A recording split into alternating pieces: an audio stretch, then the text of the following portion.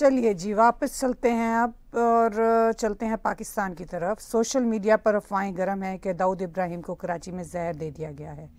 मज़ीद अफवाहें ये गर्म है कि वो हलाक हो गए हैं, मगर हुकूमत पाकिस्तान ने तो उनकी पाकिस्तान में मौजूदगी को कभी माना ही नहीं, जबकि वो अमेरिका को भी मतलूब है। तो फिर आप इस सिलसिले पे क्या तबसरा करेंगे?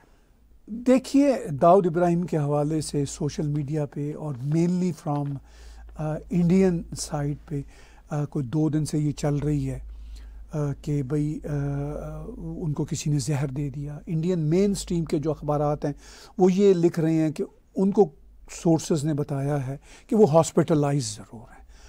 अच्छा, फिर संडे को ये काफ़ी ये अफवाहें चली और अभी भी चल रही हैं। इंटरनेट भी बंद हुआ। संडे को इमरान खान की पार्टी का वर्चुअल जलसा था। उनकी पार्टी का ये कहना था कि हमारे जलसे की वजह से हुकूमत ने इंटरनेट बंद कर दिया। मगर सोशल मीडिया पे ये भी कहा जा रहा है, चूँकि जैसा आपने अभी जिक्र किया अपने सवाल में, कि दाऊद इब्राहिम को तो पाकिस्तान मानता ही नहीं है कि वो पाकिस्तान में है। ये अलग बात है कि यहाँ टोरंटो में कई पाकिस्तानी जिनका कराची से तल्लुक है, वो आम महफिलों में कहते रहते हैं कि वो दाऊद इब्राहिम से उनकी मुलाकात हुई थी। मतलब हमें कह चुके हैं, आपको और मुझे कह चुके हुए हैं कि जी हाँ, वो मतलब ऐसे ही जैसे होता है महफिल में बैठे हुए 20-30 बंदे, जी वो दाऊद इब्राहिम साहब के साथ हमारी मुलाकात हुई थी। अच्छा, ये कोई सीक्रेट नहीं है कि वो पाकिस्तान में है, मगर ऑफिशियली पाकिस्तान ने कभी नहीं इसको माना, क्योंकि भारत से ज़्यादा पाकिस्तान को मसला अमेरिका से है। भारत तो हाफिज सईद को भी कहता है मेरे हवाले करो, वो कभी हवाले नहीं किया ना। पाकिस्तान ने ये कहा है कि हाफिज सईद हमारे पास नहीं है, वो तो हमेशा कहते हैं ना हमारे पास है। लेकिन दाऊद इब्राहिम के बारे में वो यही कहते हैं वो हमारे पास नहीं है, क्योंकि अमेरिका को वो मतलूब है। अच्छा, तो इसलिए बड़ी इंटरेस्टिंग सिचुएशन है। अब पाकिस्तान से तो कंफर्म हो ही नहीं सकता कभी।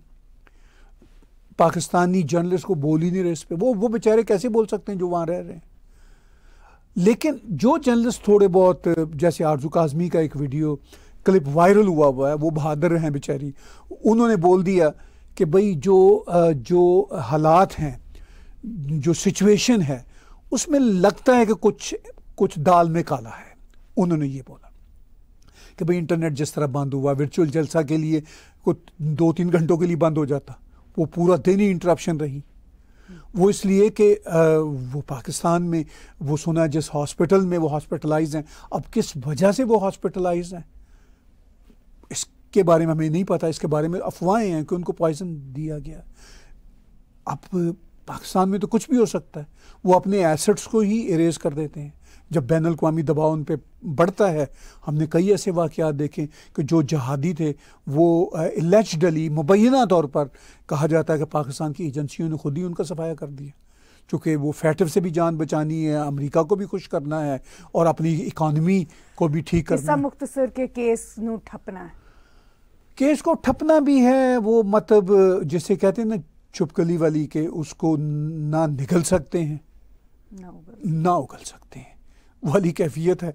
तो ये कैफियत है। अब ये कैसे कंफर्म होगा मैं नहीं कुछ कह सकता कि कभी ये इस तरह की खबरें कंफर्म हो सकेंगी या नहीं। इससे पहले भी कई बार ये ऐसी खबरें आई कि दाऊद इब्राहिम हॉस्पिटलाइज हो गए थे, फिर वो आ गए बाहर, तो वो आती रहती हैं। अब इस बार चूँकि वो बताया जाता है उनकी एज शायद 67 ईयर है या शायद इससे ज़्यादा। 1955 में वो अगर पैदा हुए हैं तो शायद 68 होगी। लेकिन ये खबरें रुकती भी नहीं हैं, बिलाकर जो भी होता है फिर सोशल मीडिया। और हम जिस दौर में रह रहे हैं अभी, नेक्स्ट यही इसी तरफ हम आएंगे कि इतना अजीब दौर है।